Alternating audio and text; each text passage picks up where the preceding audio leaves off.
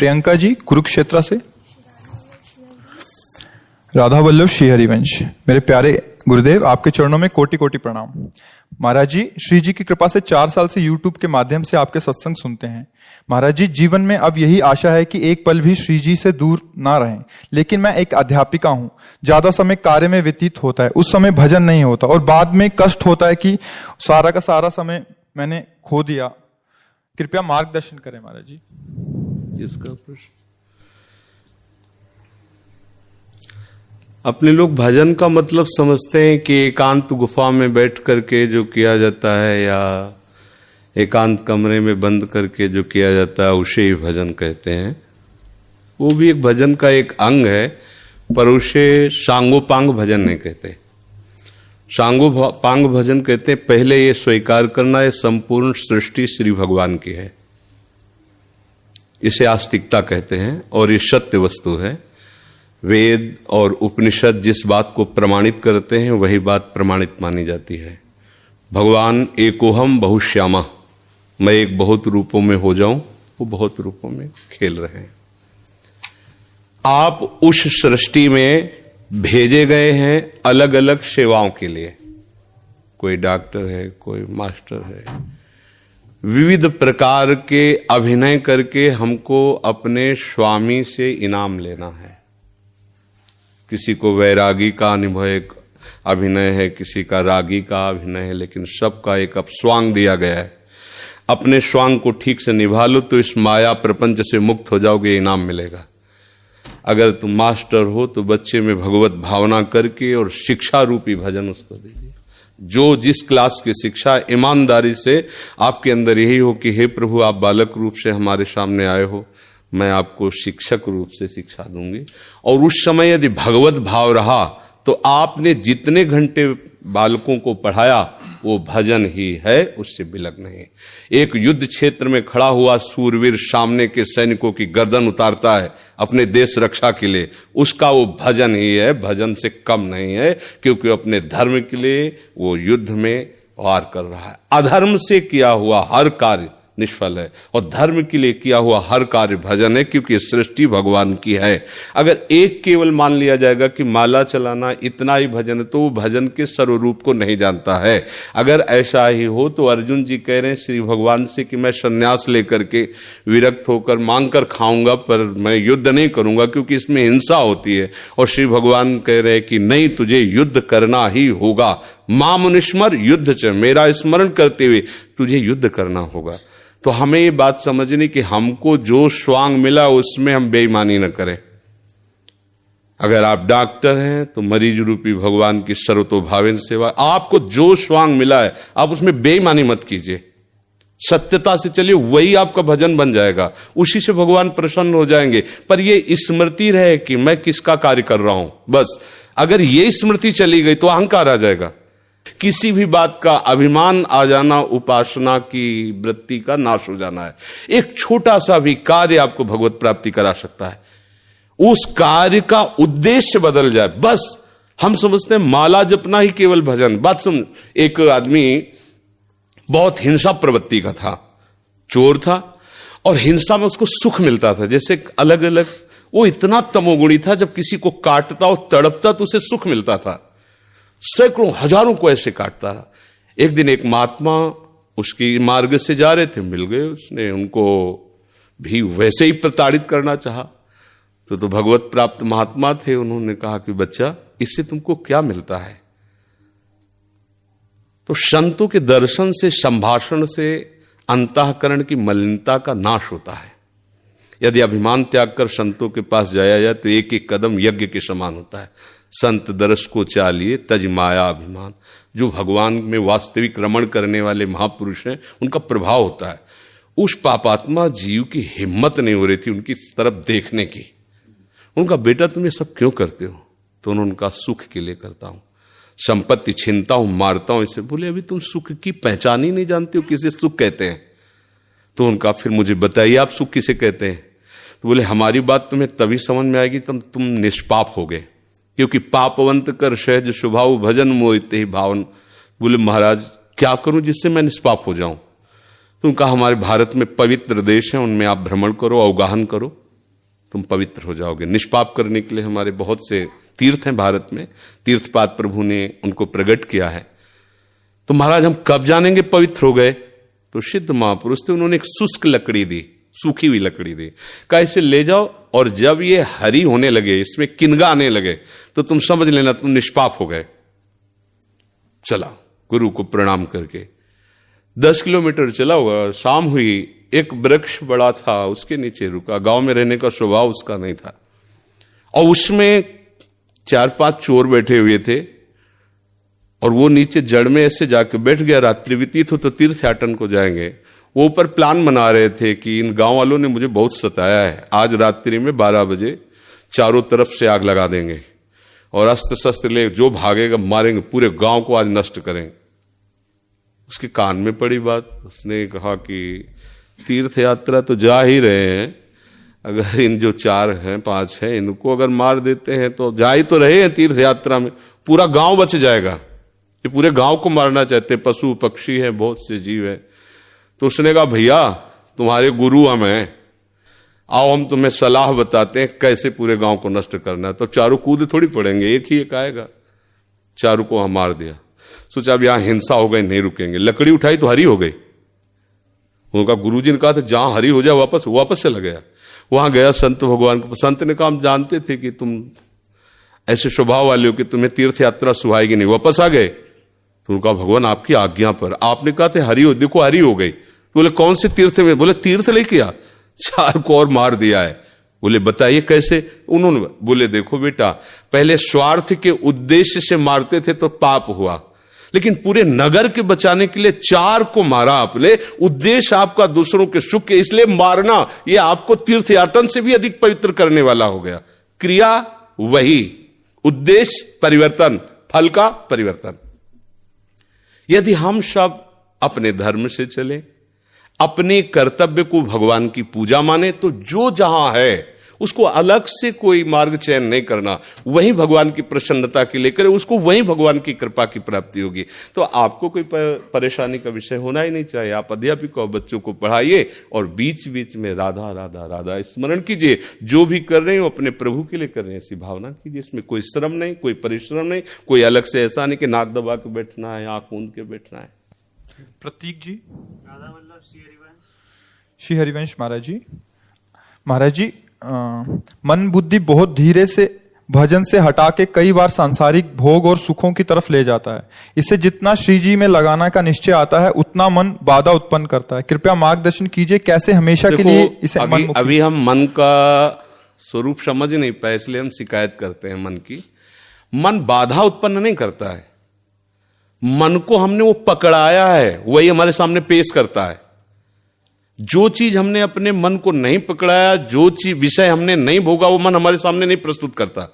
हमने गंदी बातें पकड़ाई हैं, गंदी क्रियाएं पकड़ाई हैं, गंदे दृश्य देखे हैं, गंदा चिंतन करवाया है मन से, तो वही वो बातें पकड़े हुए हैं। अब आप सत्य चिंतन की तरफ जाओगे तो जो पहला उसे डिलीट करना होगा ना, जो पहला उसे मिटाना होगा। ये जो नाम है, ये जो मंत्र है, ये उसको डिलीट करता है। तो जब कोई साधक भजन में बैठता है तो उस समय उसकी गंदी बातें सामने आती है, वो उसमें नई नहीं आ रही, जो उसमें भरी हुई है मन में, वो नाम निकाल रहा है। तभी तो मन निर्मल होता है भजन करते करते। अब उसकी प्रेरणा से आप कोई नया पाप कर्म न करें। जैसे अंदर कोई गंदी बात आ रही, आप धैर्यपूर्वक नाम जपते रहिए और विचार कीजिए जा रही है। दूसरी बात, मन वहां जाता है जहां जहां हमने अपनी प्रीता रख रखी है। हमारा मन मांस में कभी नहीं जाएगा, क्योंकि कभी उस मदिरा में कभी नहीं जाएगा, नहीं जाएगा, क्योंकि उसकी मान्यता हमारे अंदर, उसके अंदर कोई भाव हमारा अंदर नहीं बैठा है। अगर हमारे अंदर जो जो विषयों ने भाव बैठा, हमारा मन वहीं जाता है। सच्ची बात समझो, बिना कनेक्शन के बिजली नहीं जाती। ऐसे ही जब तक आपने संबंध विषय वस्तु पदार्थ से नहीं बना, तब तक आपका मन नहीं जाएगा।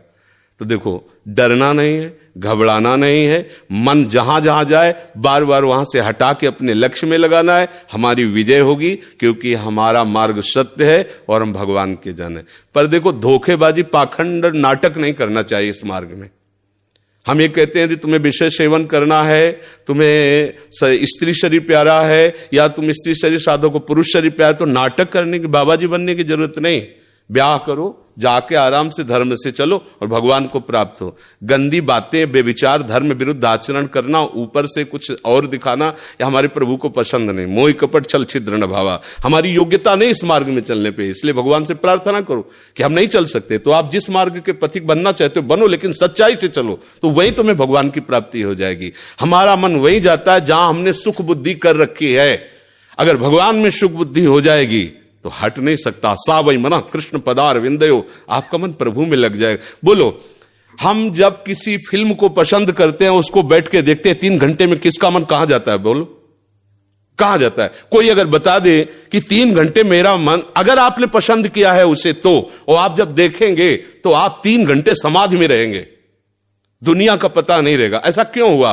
वो एक झूठा रचा हुआ नाटक था, एक झूठा दृश्य अभिनय किया गया था, लेकिन मेरी पसंद है तो मैं 3 घंटे बिल्कुल अपने मन को कहीं नहीं जाने दिया। और भजन में बैठते मन भागता है, क्यों? क्योंकि पसंद नहीं है हमारी। हम करना चाहते पर पसंद नहीं है। आप देख लीजिए ना, कोई भी आप सीन देख लीजिए, कोई भी आप विषय देख लीजिए, जिसमें आपको पसंद है वही मन पकड़ लेगा। तो भाई मन की क्या गलती? मन को लोग गाली देते रहते हो, मन बड़ा गंदा है। आपने जहां उसे खड़ा किया वो आपका सपोर्टर है। आपने उसे गंदी आदत दे दी, गंदी आदत, अच्छी आदत दे। एक क्षण के लिए भी भगवान का विस्मरण नहीं हो सकता, गला काटने पर भी। उसको आप पकड़ा के तो देखो नाम। ऐसा होता तो ये जो विश्व में हमारे संत महात्मा है, सब नाटक ही थोड़ी होता है। असली नोट का ही नकली बनाया जाता है, नकली का असली नहीं होता है, असली का ही नकली होता है। तो अगर कोई पाखंड भी करता है तो उसी असलियत का स्वांग करता है, तो असली है ना। जो असली है, एक क्षण के लिए भी भगवान का स्मरण कभी टलता नहीं है। सोते जागते, उठते बैठते, चलते फिरते सच्चिदानंद भगवान उसके स्वभाव में, उसके जागृत स्वप्न इस स्फुरत में, चाहे स्वप्न में हो चाहे जागृत में हो, स्फुरत हर समय प्रभु का स्मरण। ऐसा क्यों हुआ? उसने अभ्यास किया है। आंख लगा के हम निशाना नहीं लगा सकते, क्यों? अभ्यास नहीं। और ऐसे भी है, ऐसे मार देंगे, क्यों? अभ्यास। ऐसे आपने भजन का अभ्यास नहीं किया, पूर्व मन में विषयों किया है, तो देखो आंख मूंदते आंख खोलते विषय चिंतन होता है, भगवत चिंतन नहीं। तो घबराने की जरूरत नहीं, गलत अभ्यास को अच्छे अभ्यास से मिटा देना है। कोई बड़ी बात नहीं, हम भगवान के अंश हैं, उनके बच्चे, हम कुछ भी कर सकते हैं। आप ये बात सब लोग बैठा लीजिए, कोई आकाश से पैदा नहीं होता, सब उसी जीव स्वरूप से आते हैं, ईश्वर के अंश। सब कुछ कर सकते हो। जब नारायण नर बन सकता है तो नर नारायण बनने में कोई संशय नहीं। आप चलो तो, पर आप भजन न करो, विषय सेवन करो तो बात अलग हो जाएगी। इसलिए सब नाम जप करो, गंदे आचरण मत करो, जिससे दूसरों का अहित और दुख होता है ऐसी ना बात करो, ना ऐसी चेष्टा करो। भगवान कृपा करेंगे, आप सदैव सुखी रहोगे, आनंदित रहोगे। प्रिय सखी, गुरुदेव भगवान के चरणों में कोटि कोटि नमन। गुरुदेव भगवान, इस शरीर से काम वासना खत्म हो गई है, पति को काम वासना बहुत है, क्या करूं, मार्गदर्शन करें। पति के अनुकूल चलना चाहिए। जब 2 पाणी ग्रहण करते हैं, पति और पत्नी, तो एक दूसरे को सहयोग करके मित्र भाव से चलाना चाहिए। हमें अपनी रुचि दूसरे पर नहीं थोपनी चाहिए, बात ध्यान रखना चाहिए। हम दोनों एक मार्ग के साथी हैं, तो हमको चाहिए कि हमें अपनी रुचि उसके अनुकूल करनी चाहिए, उसको चाहिए कि हम अपनी रुचि को एक दूसरे के अनुकूल कर ले। अगर आपकी रुचि नहीं है तो पति को मनाइए और अपनी रुचि में उसको अनुकूल कीजिए। अगर वो अनुकूल नहीं होता तो आप कोशिश कीजिए कि आपकी वृत्ति के कारण कहीं वो व्यभिचार में ना उतर जाए, गंदे मार्ग में न जाए। उसका साथ दो, आप उसके साथी हो। आपका ब्रह्मचर्य उतना महान नहीं होगा जितना पति की आराधना महान होगी। पति को एक मित्र है, मान लो हम कह रहे हो वो पति परमेश्वर होता है, ऐसा मत मानिए। तो एक मित्र है, हम दोनों मिलकर के संसार मार्ग में चलना, तो हमारी रुचि ही पूरी थोड़ी होती है, दोनों की रुचि मिलनी चाहिए। अगर दोनों रुचि, दोनों ब्रह्मचारी रहो। अगर एक की रुचि नहीं तो दूसरे को सपोर्ट करना चाहिए कि कहीं वो लड़खड़ा के गिर न जाए, उसका मार्ग न भ्रष्ट हो जाए। हम ये देखते हैं कि 4 दिन बाद पति पत्नी ऐसे तलाक, ये क्या है क्या? सिर्फ अपनी रुचि का पोषण नहीं होना चाहिए। अगर हम 2 मिलते हैं, दोनों मित्र बनते हैं, तो एक दूसरे की रुचि का आदर करें, एक दूसरे की रुचि का सहयोग करें, तभी तो जीवन यात्रा चलेगी। नहीं तो कब ऐसे नहीं चलेगा। आप ब्रह्मचारी बन के बैठो और वो व्यभिचार में प्रवृत्त हो जाए तो आपने पाणी ग्रहण किया था, ये आपकी मित्रता नहीं सही रही। हाँ, वो बहुत ही व्यभिचारी है, अन्य अन्य अन्य, तो फिर अपने को अलग कर लेना चाहिए। अगर वो एक पत्नी व्रत है तो हमें उसका सहयोग करना चाहिए, उसमें ब्रह्मचर्य की तरफ वृत्ति न रखकर अपने पति की अनुकूलता की तरफ वृत्ति रखनी चाहिए। महर्षि, आप भारतीय क्रिकेट टीम के कप्तान हैं और ये फिल्म इंडस्ट्री में अभिनेत्री हैं, ऐसा आपका परिचय है? तो ये आपसे मिलने आया था, आपका सत्संग सुनते हैं महर्षि। श्री जी का माला इनको और चुनरी सखी को पहना दीजिए। जी महर्षि।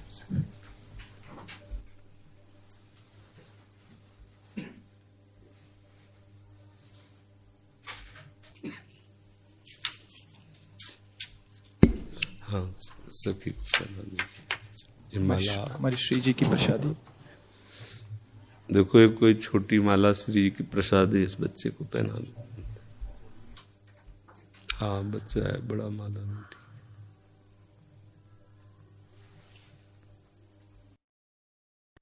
ठीक है, आप आ जाइए, और भी जने मिलने वाले हैं।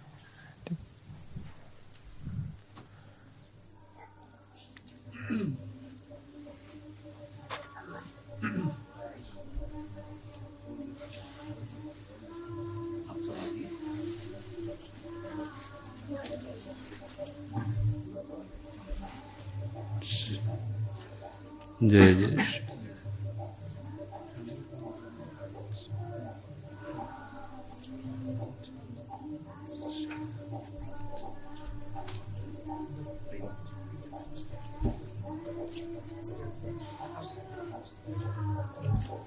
प्रतिमा जी अमेठी से। मेरे प्यारे गुरुदेव भगवान, आपके चरणों में कोटि कोटि प्रणाम। गुरुदेव, घर की परिस्थिति अनुकूल नहीं है, वहां का वातावरण का प्रभाव इस मन पर बहुत प्रभाव डालता है, जो नहीं करना चाहिए वो भी करवाता है। हे नाथ, हम कैसे भजन करें, कुछ समझ नहीं आता, बहुत पाप हो जाता है। हाँ, नाम रूपी बल हृदय में धारण करो, किसी के सहयोग की जरूरत नहीं, कुछ कहने की जरूरत नहीं, बस बात समझो। नाम रूपी बल हृदय में धारण करो, सब कुछ हो जाएगा। नाम महाबल। अगर नाम जप नहीं करोगे तो ना प्रार्थना से कुछ होने वाला है, ना किसी के सामने रोने से कुछ होने वाला है। नाम जब करती हूँ तो ऐसी मतलब कि ऐसा मतलब क्रोध आ जाता है, वो पूरा हट जाता है। वो क्रोध भी नष्ट हो जाएगा। कैसे हट जाए? राधा राधा राधा राधा राधा राधा राधा राधा राधा हटा दे कोई, कैसे हटाए? जो हमें पकड़ना वो हटा कैसे सकता है? नाम से बड़ा भगवान को भी नहीं रखा गया सामने। भगवान भी कहों कहां लग नाम बढ़ाई राम न। फिर क्रोध क्या चीज है? ये काम क्या चीज है? हम लोग बहुत बच्चे जैसे है ना, जैसे भेड़िया दूर से दौड़ावे तो हम डर जाते हैं। नहीं नहीं, हम कोई और नहीं, भगवान के अंश हैं, हम कोई साधारण नहीं। पहले आप अपने को समझो। ना आप स्त्री हो न पुरुष हो, पोशाक धारण की हो स्त्री पुरुष की। आप सिंह के बच्चे हो, दहाड़ना सीखो, भेड़िए की तरह मिमियाना नहीं। पक्की बात समझो। हमारी बात समझोगे तो आप चलोगे, नहीं तो बात समझ में नहीं आएगी। पहली बात समझो, आप न स्त्री हो न पुरुष हो, ये पोशाक है। सच्चिदानंद भगवान के तुम अंश हो, तुम्हारा स्वरूप भी सच्चिदानंद है। चलो, ये बात नहीं समझते हो तो इतनी बात पकड़ लो, नाम पकड़ लो। नाम तुम्हारा ऐसा साथी है कि अंदर बाहर सब जगह चकाचक कर देगा। गोस्वामी जी कहते ना, राम नाम मणि दीप धरी, जी है देहरी द्वार, तुलसी भीतर बाहरो, जो चाहस उजियार। श्री हरिवंश महाप्रभु कहते हैं, इहि परलोक सकल सुख पावत, मेरी शोभैया कृष्ण गुण। यहां और वहां। अब बात ना मानो तो रोते रहो, फिर क्या कर सकते हैं? आप जप के तो देखो, राधा राधा राधा राधा राधा राधा राधा राधा राधा राधा। अब करे मन, हमको छोड़ना नहीं है। नाम जी है जपि जागे जोगी, अहो वत्स पचतो गरीयान या जिभ्याग्रे वर्तते नाम तुभ्यम। जिभ्याग्रे मन से नहीं कहा, यद जिभ्याग्रे वर्तते नाम तुभ्यम, अहो वत्स पचतो गरीयान। वो चांडाल भी श्रेष्ठ है जिसकी जिभ्या के अग्रभाग पर हरि नाम है, कृष्ण नाम है, राधा। आप समझो, हमें रोने की जरूरत नहीं है। प्रेम में रोना अलग बात है, दुखों से रोने की जरूरत नहीं। अब हमें दुखों को रुलाना है कि अरे हमारा तो कोई प्रभाव इस पर पड़ता ही नहीं, वो रोए बैठ के। अब हम ऐसे भजन करके ऐसी स्थिति प्राप्त करेंगे कि भारी भारी दुख विपत्तियां हमारे ऊपर आए और वो दुखी हो जाए कि इसके ऊपर कोई प्रभाव ही नहीं पड़ रहा है। जैसे हिरण्यकश्यप दुखी हो गया कि मरेगा कैसे प्रहलाद, मृत्यु दुखी हो रही, कैसे मार पाऊं इसको, हरि गोद में लिए। अरे समझो, हम लोग हरि के जन, बस हरि को भूल गए, अपने को स्त्री माना, पुरुष माना, पति माना, पुत्र माना, धनी माना, विद्वान माना, ये माना वो माना। ये सब काल के तमाचा में माना ना माना बराबर हो जाएगा। ये तुम्हारी मान्यता, प्रभु का हूं ये मान्यता सच्ची है, और नाम जप करो सब कुछ ठीक हो जाएगा। कोई जरूरत नहीं तुमको किसी के आगे रोने की, करके तो देखो। अब 4 दिन करो, इसके बाद आओ बोलो चेक नहीं आई, समस्या का समाधान, दीर्घ काल तक लगे रहो। भगवान का नाम सत्य है। एक किसान भी जब गेहूं बोता है, अगर रोज खोद के देखे कि अभी जगह है, बीज नष्ट हो जाएगा, उसको बो के ऐसे पाटा लगा दिया, ऊपर से प्लेन कर दिया, और 10-15 दिन के बाद देखा धीरे धीरे अंकुरण आ गया। अब उसी समय सोचे कि इसमें तो गेहूं नहीं लग रहा, चुप रहो, 3-4 महीना उसका और सेवन करो, बाली आएगी, पक जाएगा, गेहूं की राशि हो जाएगी। ऐसे ही अनेक जन्मों से दुराचार, नाना प्रकार के कुकर्म करते रहे हम। अगर न करते रहते तो भगवान मिल गए होते ना। अब पहले नाम वो सब स्टॉक खत्म करेगा, इसीलिए समय लगता है। नाम जप करते करते संचित जो हमारे अशुभ कर्म हैं उनको विध्वंस करेगा और नष्ट करेगा। अब कितने कोई पता तो है नहीं, 1-2 साल की कमाई तो जमा नहीं है, लाखों करोड़ों अरबों जन्म हो चुके, उन सब की कमाई स्टॉक में जमा है। अब उसको भस्म करने का समय लगेगा। चुपचाप नाम जप करो। आगे जो अभी नए फसल है, इसमें भी हमसे बहुत गलतियां हो रही, इनको नाम सुधारेगा। अब बीच में जो उससे आ गया है प्रारब्ध हो, उनको भी नाम संभाल। बड़ा काम है नाम को, कोई छोटा मोटा काम थोड़ी। अब सोचो ऐसे ऐसे किया हो जाए, ऐसे नहीं, लगे रहो चुपचाप। और एक दिन ऐसा आएगा कि आप खुद कहोगे कि ओहो निहाल कर। तभी तो मीरा जी कहते, पायो जी पायो मैंने राम रतन, वस्तु अमूलक दी मेरे सतगुरु। ओहो सतगुरु ने क्या दिया, तब निहाल। यहां मंत्र लिए, उपासना लिए, फिर भी जेब में पारसमणि है और 1-1 रुपया मांगते घूम रहे हैं। हमारी दशा क्या है, जेब में पारसमणि है, चाहो तो कुंतलों लोहा को सोना बना दो, पर वो जेब में केवल है। गुरु ने मंत्र दे दिया, बात बता दी, उपासना बता दी, करना है नहीं, डोलते रहो, कुछ नहीं मिलेगा। और बैठ जाओ उनके नाम मंत्र को लेकर के, तो क्या चाहिए तुम्हें, सृष्टि का मालिक आ जाएगा, और वस्तु की क्या बात है। पर अब ये ऐसा तो नहीं कि दही में हाथ में दूध डालो दही जब, ऐसा नहीं होता। समय का इंतजार करो और खूब भजन करो। रोने धोने की जरूरत नहीं, रो तो प्रभु के लिए रो। ये आंसू रूपी भेंट प्रभु को चढ़ाए। तो दुख सुख और प्रतिकूलता अनुकूलता अपमान निंदा में क्या रोना, थोड़ा बहादुर बनो। ये सब महाराज जी श्री जी तो मिल जाएंगे ना मुझे, इस बात हम जो कह रहे हैं उसे सुनो। श्री जी मिलना ना मिलना जरूरी बात नहीं है, जरूरी बात है श्री जी का भजन करना। अगर भजन करने में आप जैसे हम कह रहे करोगे ना, तो श्री जी कभी एक क्षण के लिए छोड़ती ही नहीं। अरे आप समझो, जैसे छोटा सा वात्सल्य कण भगवान का एक माँ के अंदर होता है, वो कोई भी कार्य करती है पर नजर अपने बच्चे पे रहती है, उसकी अबोध बच्चे पे रहती है। ऐसे ही अनंत माताओं का वात्सल्य जहां से प्रकट हुआ वो हमारी श्री जी है, और हम उनके चरण आश्रित है। हर समय श्री जी हमें देखती है, पर हमारी योग्यता इसलिए देखने की नहीं हो रही। अभी हम और कुछ देखना चाहते हैं, और कुछ पाना चाहते हैं, और कुछ भोगना चाहते हैं। जिस दिन सारी चाह मिट गई, उसी दिन तुम देख लोगे कि श्री जी तो बहुत पहले से हमारे साथ है, श्री जी तुम्हें बहुत पहले से प्यार कर रहे हैं। इसलिए सावधान। कृष्णा लुधियाना से। श्री हरिवंश बाबा, आपके चरणों में दंडवत प्रणाम। बाबा, मेरे स्कूल में तिलक लगाने से मना किया जा रहा है, अब मैं क्या करूं, मेरा मार्गदर्शन करें। हाँ, तो तुम मत लगाओ तिलक, हम तुम्हें बताएं। सूखी रज ले लिया ना, बट्टी सूखी, ऐसे कर लिया, ऐसे लगा लिया, तो तिलक भी लग गया और नहीं भी लगा, कोई तुम्हें डांटेगा भी नहीं। ठीक है, हाँ न मत लगाओ, क्योंकि प्रगट में क्या है ना, बच्चा है, साथी भी उसको चिढ़ाने लग सकते हैं, बड़ा भगत, तो मतलब अभी बच्चा है। तो तुम ऐसा करो, जिससे आप रगड़ के लगाते हो ना, उसको रगड़ो मत, उसको सीधे ऐसे करो, ऐसे लगाया, ऐसे बिंदु रख ली, तो तिलक भी लग गया। और भगवान की बात तो जानते हैं, और वो लोग जानते नहीं, तो वो तुम्हें चिढ़ाना बंद कर देंगे और बढ़िया लग जाएगा। ठीक है, बाबा तो फिर मैं गर्दन पे लगा लूं तिलक वहां पर, नहीं सुनो, ऐसे ऐसे चाहे द्वादश तिलक बना लो, कोई परेशानी नहीं। थोड़ा और बड़े हो ना, और जब निष्ठा आ जाएगी ना, फिर कोई नहीं। अच्छा, शराब पियो कोई डांटता है क्या? टीचर विद्यार्थी को साथ बैठा कर पिलाने के लिए राजी हो जाएगा। लेकिन अगर ये माला तिलक ये कलयुग का प्रभाव है, तो बच्चे इसलिए मतलब तुम्हें ऐसा कह रहे, अगर कोई जवान ऐसी बात करे तो उसे हम दबका देंगे। अपनी निष्ठा तो नहीं रख पा रहा, फिर किस बात का भक्त है?